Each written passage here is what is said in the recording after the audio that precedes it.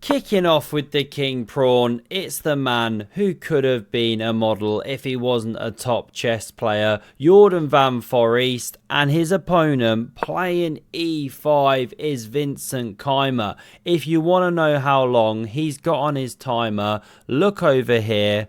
This is the Prague Masters, a new tournament just kicked off here late February, and this is the game of the day for me. There's a double brilliancy to come.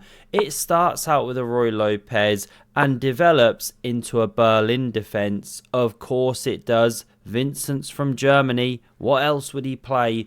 And we see pawn d3 here. A popular continuation to defend the centre, keep pieces on the board. You know, no queens disappearing. The infamous Berlin endgame. Very boring. This bishop now develops, and this one stares at it. It's rare, right?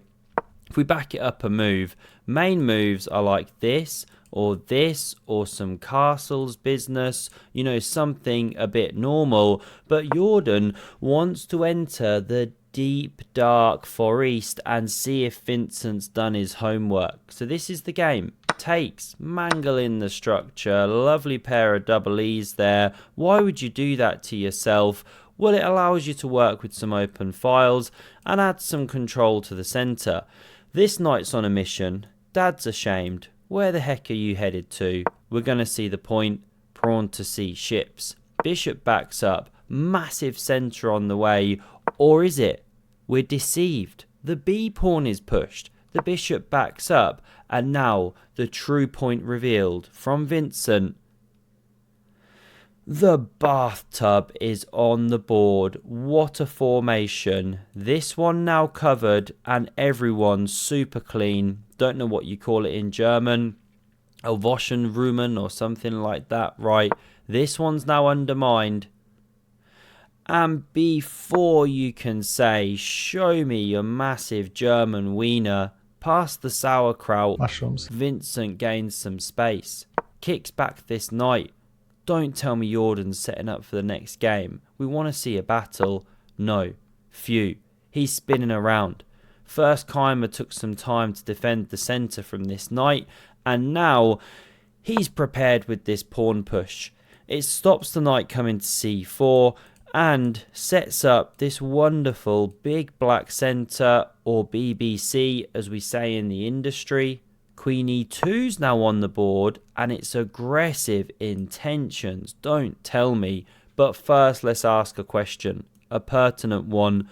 What if you play this and shatter the white structure? Something along these lines. Boards grayed out. This is analysis mode. Well, it's playable, sure, but not the best, because you've opened up a monster, and it's more open files that actually white can occupy first. Good compensation for the pawns. Maybe the knight bounces one day. Not too soon, but you get the idea. Maybe this. So we run back. None of this business. Hold the pawn here. Blunt the bishop. This one played instead. Always get your bits out, especially if it's your first time down the chess club. Now we see castles queenside, and it's what we live for. This is the exciting chess we came to see. Queen a5 now on the board. And it's a bit of a weird move. I mean, she's just staring at a wall. Now, I know some of us like to spend our Saturday nights doing that, but on a chessboard, it's not ideal. It's a bit morose. Really, castling would have been better. The queen belongs on e7 in many of the lines I was looking at. Vincent showing an understanding of the position which isn't quite there for this elite level of grandmother battle. This was the game though. King b1, keep the gods happy, the chess god, Kasha, however you say her name, h6 in response, and here we go baby. This is fun. Pawn h4, Jordan's just leaning back like an absolute boss, the most overpowered push in all of chess, and the best pawn structure is actually h5. Stopping the white play, this pawn's dead. And then by extension, this pawn's dead because the square's under lock and key. Not like that, like that. It's the structure to go for. No dark squared bishop for white to take advantage. A knight, sure, but no worries. but not played. Bishop g4 immediately. Also tempting, but not the move. Taking here immediately best. Let's not go there. It wasn't played. Queen f2 instead. Breaks the pin. Natural. Now castles. Brave. Because look at this lady. Swinging around to attack that black monarch. And we now see rook a e8. Again, there was options in the centre and stuff. But Vincent just doesn't want to open this bishop. You know, think of also themes like this. That knight's hanging.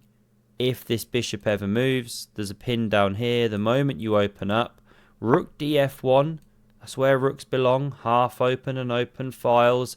h5 again being screamed for by the metal monster, but queen d8.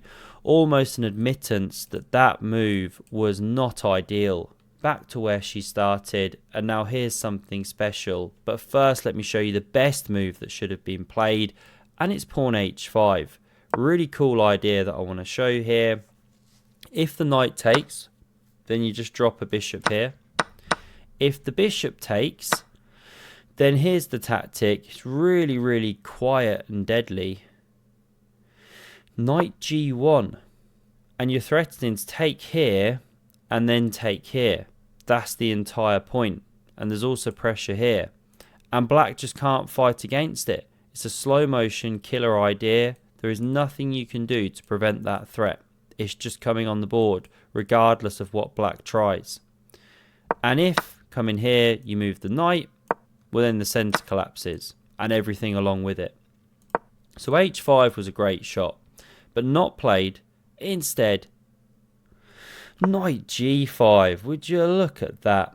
And it's similar kind of themes, that if takes, pawn takes, you dislodge the defender of this bishop. Never mind opening the h-file for potentially a mortal attack. So let's run back here.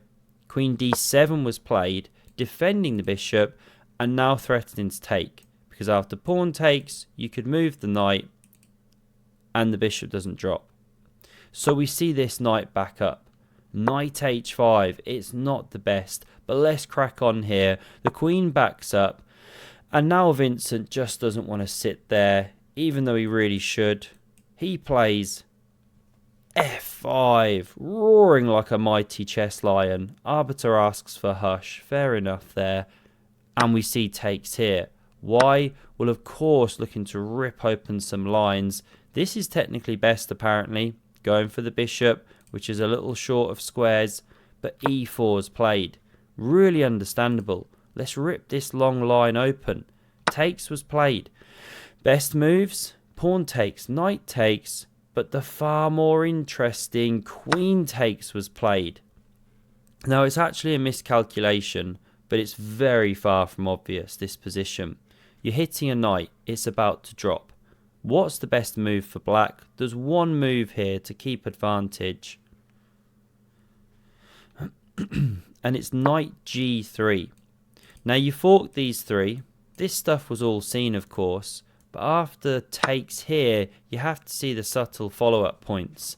Rook f6 is best. Hit the queen. The best response for white is knight e5. Hitting this queen. And you can't take, or else there's takes here. Once the knight moved from f3, these rooks were looking at each other, and that's a pin. White's winning. So with takes being impossible, you have to play knight takes on f1. I mean, let's just follow the main line here before we all get too confused and our heads explode. Takes back is best, not immediately takes. What's wrong with this one? I forgot. Check. King here. Okay, rook takes here. Fine. So back it up. Rook takes. This is the main line. Takes. Now we don't win the queen. They stay on the board. I was about to say we win the queen, but what do I know? When the smoke clears, black's an exchange ahead. And winning the game, should be. Long line, only winning line, incredibly difficult to find, and it wasn't found. King h7 was played to defend this pony, but it's a mistake because bang, the centre now drops. The collapse of the BBC. White is winning, And boy, is there something special to come. Knight g3 is now played. It was tough. All of the moves were not ideal. This looks fantastic, of course, but it loses to a swashbuckling brilliancy. The first of two here. Knight g5 check. Look at that bad boy. Audience going nuts. Takes is played. I mean, you have to. If you go king h8, white takes the knight, threatening mate, so you'd have to take anyway. So this the game. You open the h file with check, and if you try and block with a minor piece like this, then you can go whack, bam, bishop takes, rook slides over, and you just can't stop. You know, no knight f4, there's a pin, step back with the king, fine, take with a mate, can't go queen g4, queen takes, bishop's pinned, nothing works. So let's run back. No piece blocking. We saw bishop h3 blocking here on the h file, and it's going for this. If takes, sack the queen and play this kind of position where white's still winning actually, despite being in exchange down. King steps around and these pawns get really, really dangerous on the queen side. Not played. Instead, a brilliancy. Rook takes on f8. Would you look at that? Now we see in the game, knight takes on e4. It is best. You know, if you take with the rook here, well then there's takes with check and different lines. Let's pause it. This was played. Now we see bishop g8 check, and it reveals the point of the whole combination. The king can't step up in these directions. So this is forced, and then you back up, and you're winning back the black queen. Now don't take with the rook. You get literally checkmated in two. So knight takes is played. And now when you take with check, king can't sidestep here. So instead we get knight h7 only move. Of course g6 is really tempting, but then check. This is losing, I guess. Let's go here so as not to step into this check. Queen e6. And yeah, it's just not winning. So we didn't see g6. We simply saw the win of the queen. And there's too many threats. The rook, the knight, g6. How do you deal with it all? This is the top move. Played. King c1. Rook e7 to save that one. Takes. And now you could take the bishop. But then g6 comes. This. And rook d6 is the top line, let's say. Pawn takes. So white is what? A pawn ahead, and the king just can't move. So this guy can go for a wander. It's lost. So we run back. This was tried, stopping g6, giving the king some air. Now we see the bishop back up. This is how things proceeded here. Covering the pawn now. This rook finds some activity, but black has a ton of problems. Because even after the kingside pawn collapses, even after the bishop is taken, this is the game. The queenside structure now remains perennially weak, and this is where white has the majority. These were the final moves of the game. Pawn exchanges there, but the b pawn now dropping, and connected passes. It's just too much at this level. At many levels of chess, check was played. Rook back. This is a threat, so the king steps away. a5 on the board, and now a desperado e4 just ended the game on the spot. What if you go rook a1, try and keep things alive? Well, you can just liquidate stuff. Let's show something like this. This is really the point. White emerges with two extra pawns, and there's just no issues winning a game like this. Nothing you can do to fight against it. Eventually you have to give material. Make the second piece, show your rook and rook or rook and queen checkmate. This is what happened in the game. The king munched and the game ended there. Amazing win for Jordan. He's in such good form right now, and so's Vincent, which makes this all the more special. Hope you enjoyed this one, and have a look at the video on screen for some more epic chess. I'm going to be a bit away the next few days, but should be back Saturday, Sunday, maybe one tomorrow. We'll see how we go. Thanks very much for watching. Hope to see you again soon. Cheers.